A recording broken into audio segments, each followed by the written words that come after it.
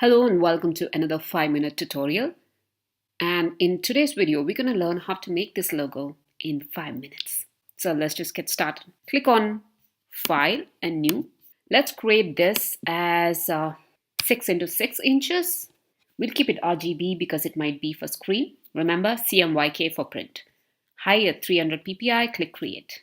First, we're going to go and get our colors. You can choose any colors that you want in your library. If you don't know how to use the Adobe library, I will leave a link below in the description box to learn how to do that. I'm just going to copy these colors and put it on my artboard. Okay, now that we have sorted our colors, time to make our shapes. So first, right click and go to your ellipse tool, hold your shift key down, click and drag and make a circle. Let's switch this to have a stroke and no fill. Go back to your selection tool and then click on center and vertical and horizontal align. If you cannot find this, go to window and then align. Let's make another circle. Go to your circle tool and hold your shift key down, click and drag. And now let's put this center and center. And again, stroke only, please. This is our base. It's ready. Now it's time to make the shapes. Go to your layers and click on new layer. Let's lock this old layer. I'm just going to paste my colors here. Go to your ellipse tool again. Click and drag. Do not hold the shift key, just click and drag. Now let's put in a fill color. You can go to your color library and put a color right now, or you can do that later. Now on the pen tool, right click and click on anchor point tool. Let's zoom in and click on this point and click on this point. You have a shape ready. Now it's time to place it here. Drag and drop so that it conveniently sits on the lower circle. Click on that, go to your rotate tool and bring this one down to the center of the circle.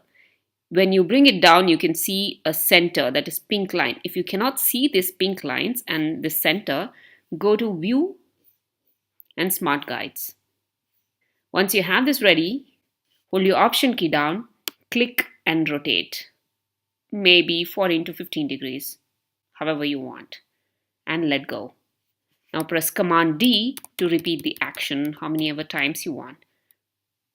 Let me repeat it exactly at this point. Go back to your selection tool.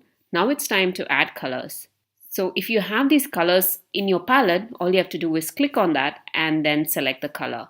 But if you have colors in a separate way like this, just click on this, press I on your keyboard to get the eyedropper tool, and then select the color. And let's go ahead and color all of these.